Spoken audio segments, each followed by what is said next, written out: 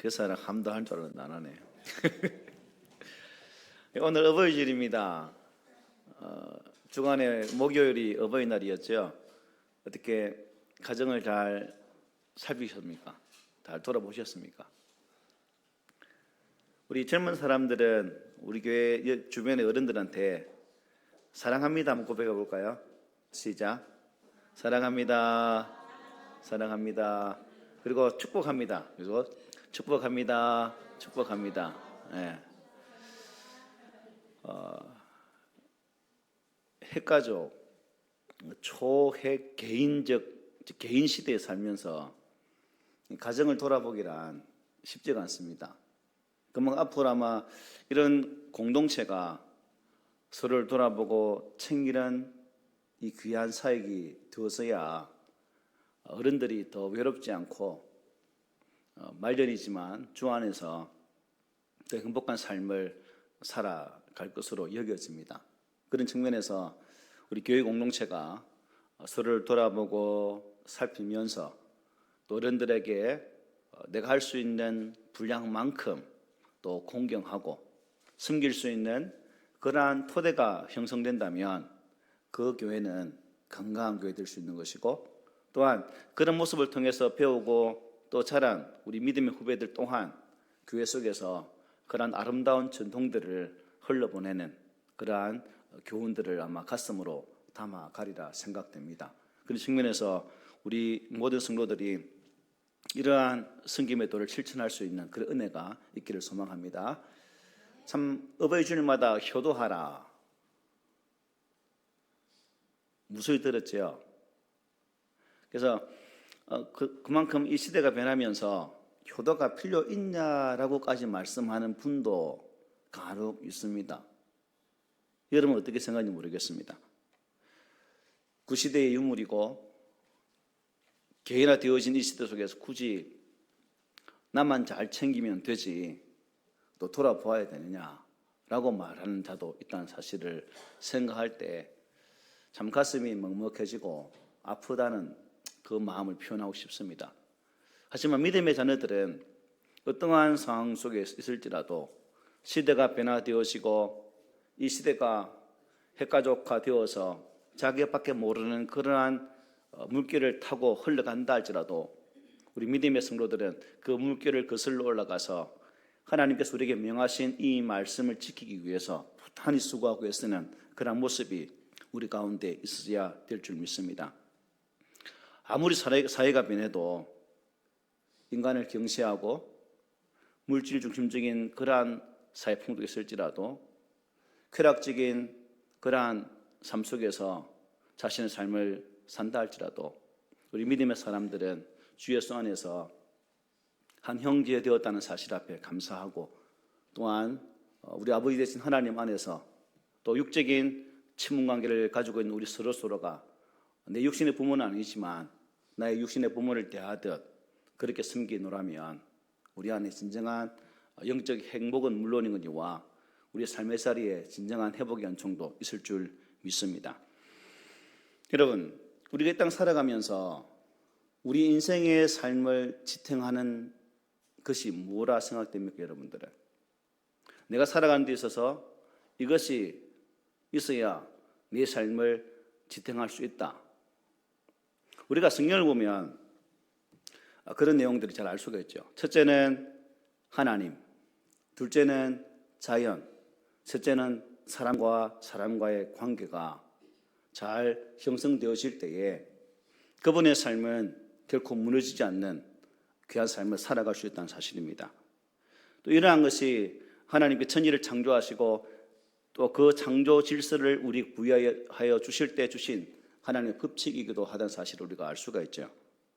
그래서 천지 창조의 질서는 위로는 하나님을 경외하고 아래로는 자연을 관리하고 옆으로는 사람과 사람과의 관계를 통해서 사랑하는 그것이 우리의 삶을 지탱하는 에너지가 될 수 있다는 사실이죠. 하나님은 이 관계를 십계명에서 잘 말씀하고 계십니다. 여러분 우리 잘 아는 것처럼 십계명은 몇 개예요? 10개죠. 훌륭하시면 어떻게 잘 아실 거예요, 어려운 문제를. 이래서 네 번째 계명은 누굴? 하나님과의 관계죠. 그리고 5번째에서 10번째까지는 사람과의 관계에 대해서 말씀하고 계십니다. 그래서 첫째 계명에서 넷째 계명까지는 교회를 세우고 지키기 위한 계명이라면 5째에서 10번째 계명까지는 가정과 사회를 지키고 보호하기 위한 그러한 말씀으로 보아도 무방할 것 같습니다. 처음 10계명은 모든 법, 그러니까 종교법이나 형법, 민법, 상법, 인구법의 모든 법의 규현이기도 합니다. 따라서 우리는 적어도 주기도문 그리고 사도신경 이러한 10계명을 암송하며 믿는 성도들이라면 어떠한 삶을 살아야 할 것인가를 한번 다짐해 보고 또 어떤 삶을 살고 있는가를 점검할 필요가 있다는 것입니다. 오늘 어버이 주일을 맞이하면서 10계명의 5번째 계명인 내 부모를 공경하라 이 말씀 묵상하면서 과연 나는 효를 경시하는 이 시대 속에서 하나님께 가장 기뻐하실 그 효를 실천하고 있는 그런 자인가를 점검하는 귀한 시간이 되시기를 소망해 봅니다. 여러분, 왜 부모를 공경해야 됩니까? 왜 어르신들을 공경해야 되겠습니까? 우리가 사는 시대는 변화무쌍합니다. 생활 양식이 변하고 인심도 여러분 많이 변했죠, 그죠? 얼굴의 모양새도 조금씩 변화되고 우리의 옷매무시도 계속해서 시대를 따라 변화되는 것을 볼 수가 있습니다. 그러나 시대가 변하고 환경이 변해도 변하지 않는 법칙이 있죠. 그것이 자연 법칙이라고도 볼 수 있습니다. 물은 섭씨 몇 도에 얼려? 100도에 얼어요. 0도에 얼고 100도에 끓게 됩니다. 이것이 우리가 살고 있는 이 자연의 법칙입니다. 또 변하지 않는 또 하나의 법칙이 있다면 바로 도덕이죠. 도덕법칙 중에서 제1은 자녀는 부모를 공경하라는 말씀입니다. 수없이 들은 말씀이지만 또 성경을 통해서 우리에게 자주 보여지는 말씀이지만 부모를 공경하라는 이 말씀은 참 왠지 모르게 쉽게 또 실천이 되지 않는 그런 우리의 모습을 보게 된다는 거죠. 그래서 오늘 본문 출애굽기 20장 12절에서 내 부모를 공경하라 그리하면 내 하나님 여호와가 내게 준 땅에서 내 생명이 길리라 말씀하고 있습니다. 여기서 공경하라는 단어를 보니까 히브리어로 해석하면 간장, 간 의미하고 또 무겁다라는 뜻이 담겨 있습니다. 오장이죠. 오장, 육부에서 오장, 간, 심장, 비장, 폐, 신장 5가지 장이 있는데 여기서 제일 무거운 게 간이라고 하죠. 찾아보니까 1.4에서 약 1.7kg 정도 된다고 합니다. 하나님을 경외하러 갈 때도 같은 이 간장, 가장 무거운 마음으로 가장 진중한 마음으로 부모를 하나님을 경외하라는 의미가 아마 이 공경하라는 뜻 속에 담겨 있는 것 같습니다. 이것은 부모님을 경솔하게 대하지 말고 무겁게 대하라는 의미도 되겠죠. 성경에서 공경하라는 이 말씀이 명령으로 주어질 때는 공경의 대상은 딱 두 부류입니다. 하나님과 부모님. 그만 성경은 하나님을 공경함에 있어서 꼭 부모에 대한 이 공경의 말씀을 우리에게 주고 있다는 것이죠.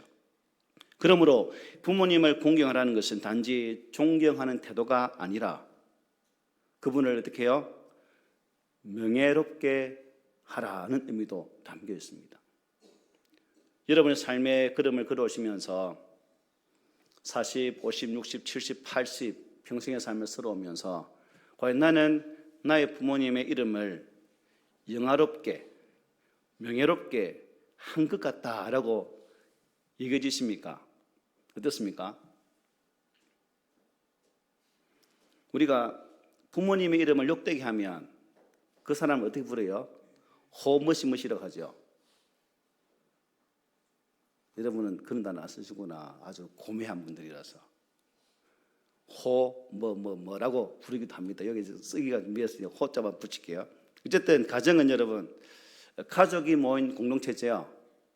가족을 일컬어서 우리는 다른 말로 뭐라 하죠? 식구라고 합니다. 식구. 식구는 함께 여유를 갖고 한솥밥을 먹으면서 때로는 함께 굶을 수도 있다는 그런 공동 운명체입니다. 또 가정을 살림이라고도 표현하죠. 살린다. 가정 살린다는 의미입니다. 반대로 죽는다는 것은 우리에게 별로 기쁘지 않죠. 가정은 가족을 먹이고 입히고 재우고 키우고 가르쳐서 생명체를 살려내는 생명 공동체가 가정입니다. 오늘날은 이 생명을 살리는 가정이 파괴되어 있습니다.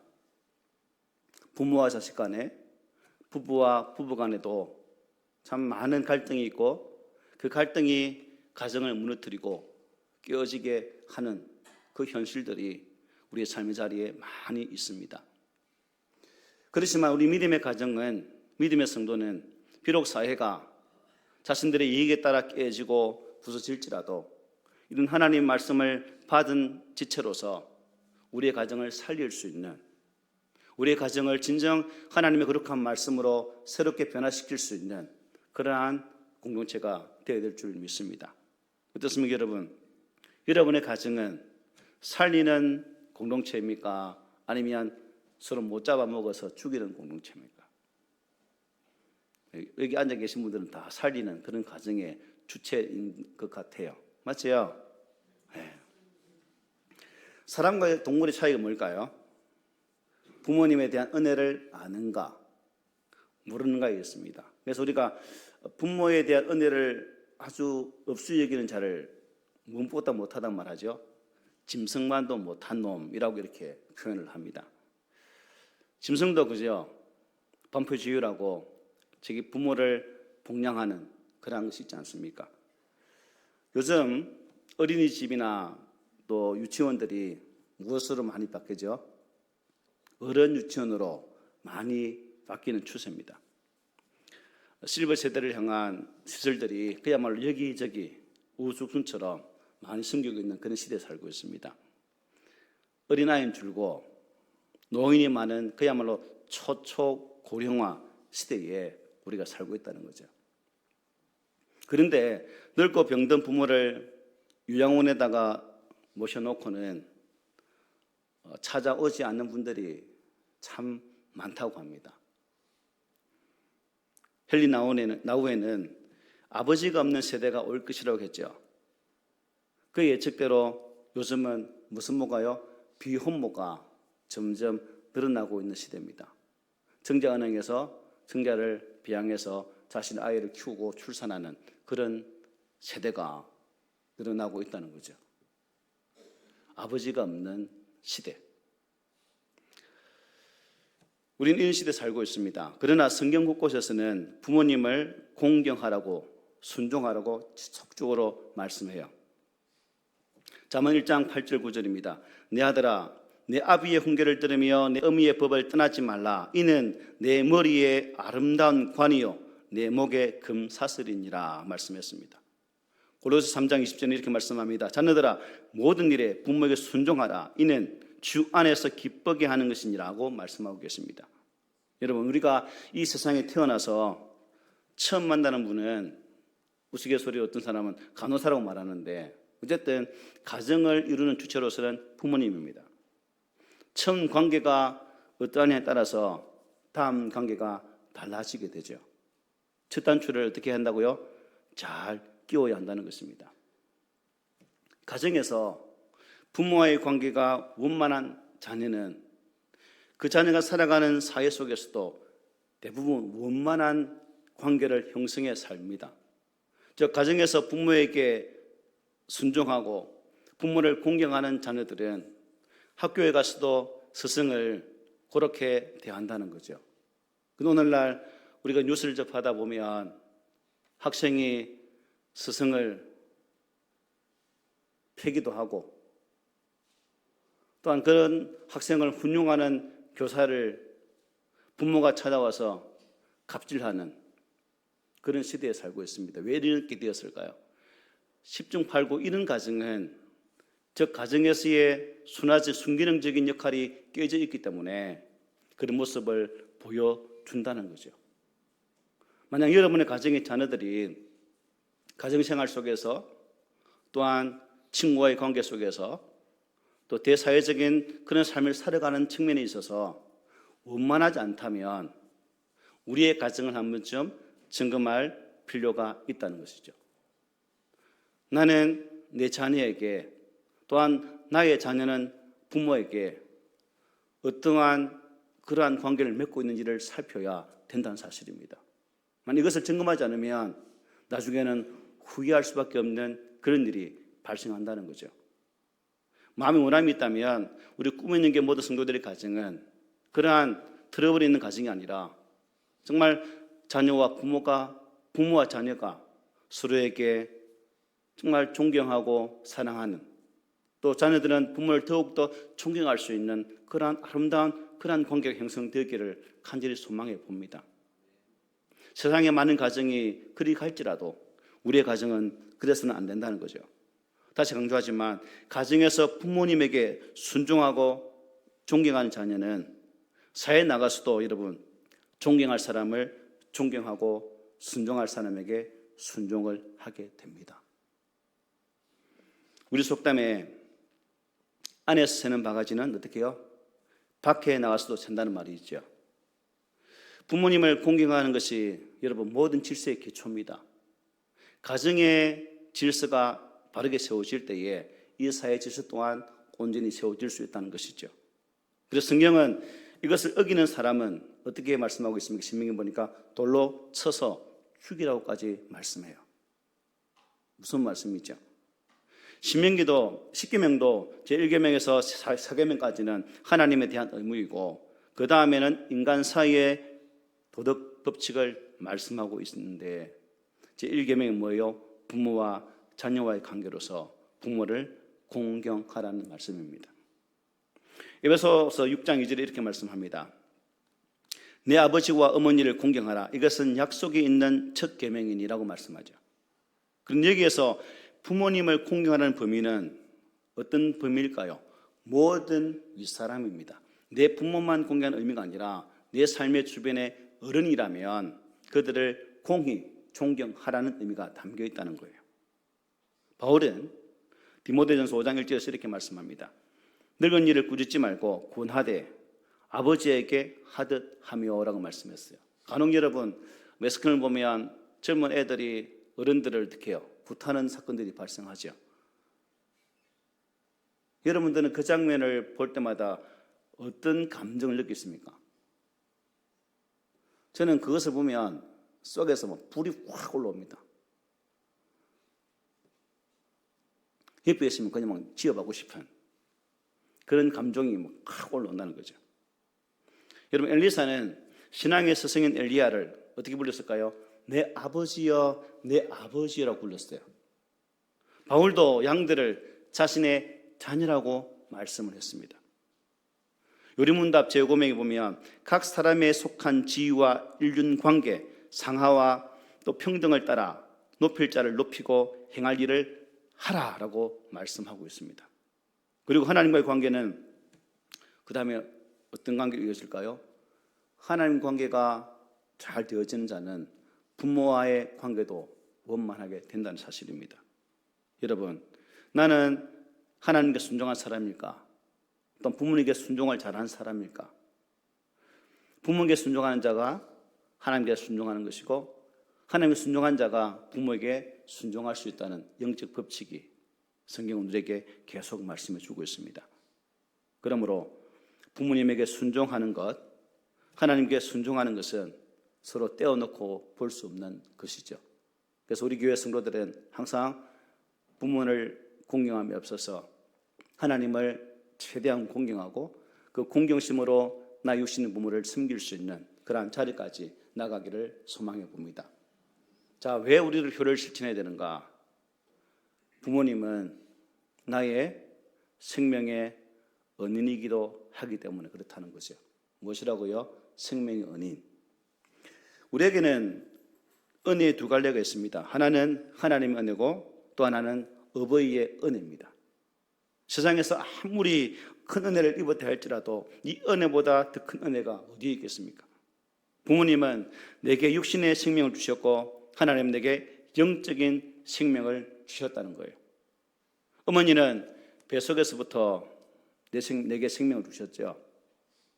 한평생을 다해 궁경한다 해도 여러분 부모님이 키워주시고 가르치신 그 은혜는 말할 것도 없고 뱃속에서 입은 은혜도 다 갚지 못하죠. 요즘 젊은이는 옛날 우리들보다 더 심하죠. 배에 있을 때보다 배 부를 때부터 촬영을 하더라고요.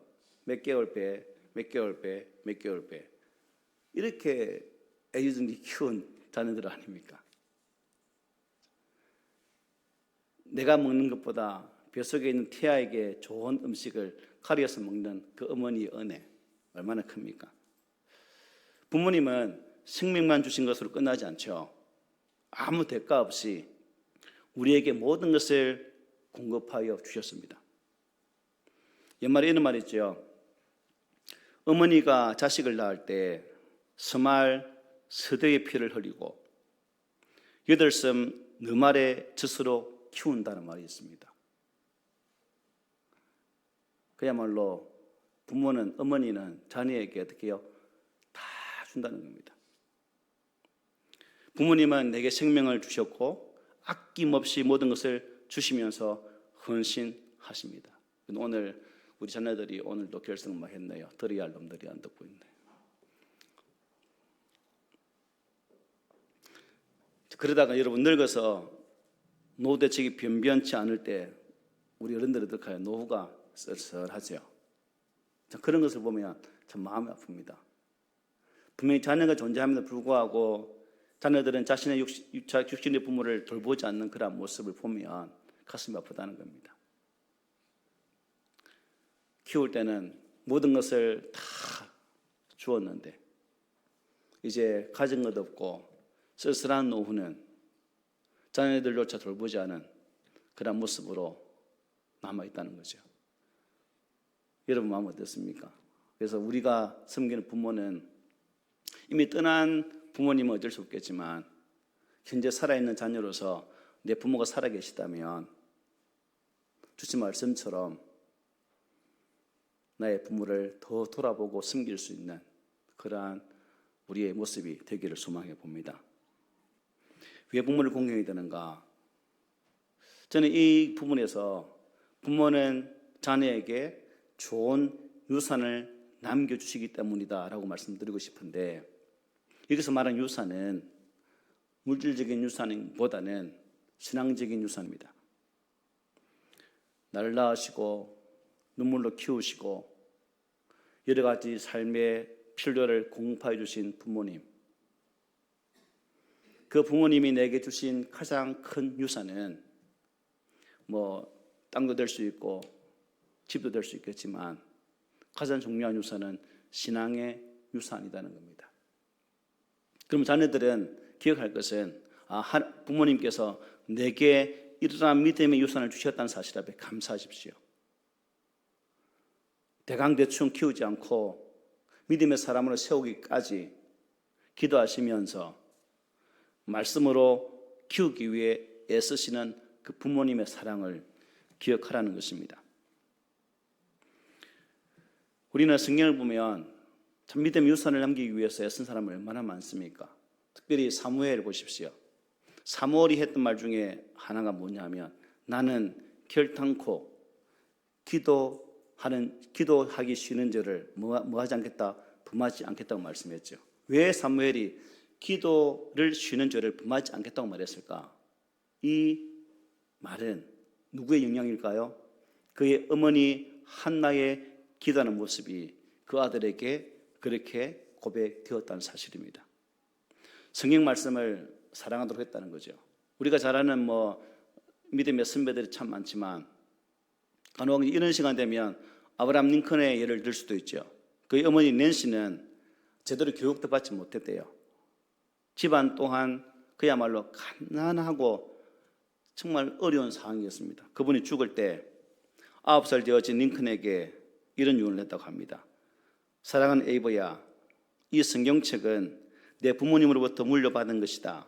내가 여러 번 읽어 나갔지만 우리 집안의 값진 보물이다. 나는 내게 100에이크의 땅을 주는 것보다 이 한 권의 성경책을 물려주는 것을 기쁘게 생각한다. 우리 같으면 땅 좀 남겨주시지. 저도 간혹 우리 아버지의 예를 들면서 우리 동네 들어가면 우리 땅을 밟지 않고는 못 간 그런 시대도 있었다고 합니다. 좀 그 땅 좀 남겨두지. 저희 아버지 군대 안 가려고 우리 동네 땅 다 팔아드시고 남한 산발선 이후 밑에까지 안 가본 땅이 없다고 합니다. 그거 다 팔아 드시면서 팔도를 도시면서 군대를 안 가셨어요. 우리 외삼촌으로부터 이 은밀한 비밀의 소식을 들었습니다. 지금은 뭐 다 지나갔지만 어쨌든 링컨의 어머니 낸시는 아들에게 죽으면서 성경 말씀, 그 당시는 하나의 책이 귀했죠. 그 하나의 귀한 책을 아들에게 유산을 주면서 하나님의 믿음으로 살기를 소망했던 그 어머니의 모습을 볼 수 있다는 사실입니다. 그래서 어떤 링컨의 전기작가가 이런 말을 했어요. 하나님께서 링컨에게 위대한 사람이 될 만한 조건은 한 가지도 주지 않으셨다. 다만 그에게 가난과 성경을 사랑하고 기도하는 훌륭한 어머니를 주었을 뿐이다 라고 전기작가는 이렇게 말씀하고 있습니다. 부모님은 우리에게 가장 좋은 것으로 채워주시기 위해서 오늘도 기도하시고 희생하시고 우리를 위해 헌신하십니다. 그러니까 오늘 부모하고 같이 예배드리는 자녀들 옆에 있는 부모를 한번 보십시오. 한번 봐요. 그냥 앉아있다고 부모가 아니에요. 자녀들이 크기까지 수고하고 있었다는 겁니다. 그냥 큰 게 아니라는 거지. 감사하지 않습니까? 이준아.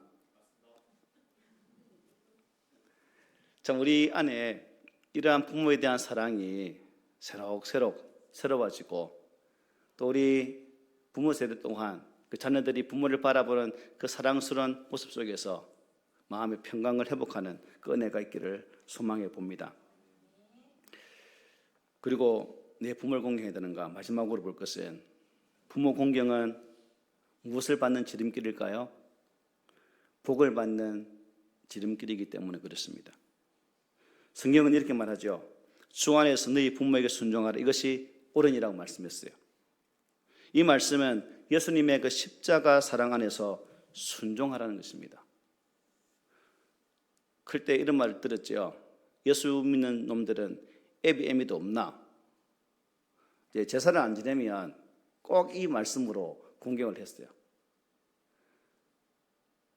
애비애미 있는데 제사 안 지낸다고 그런 말을 하실까? 저는 그런 것을 들었거든요. 그런데 성경은 어디 안에서요?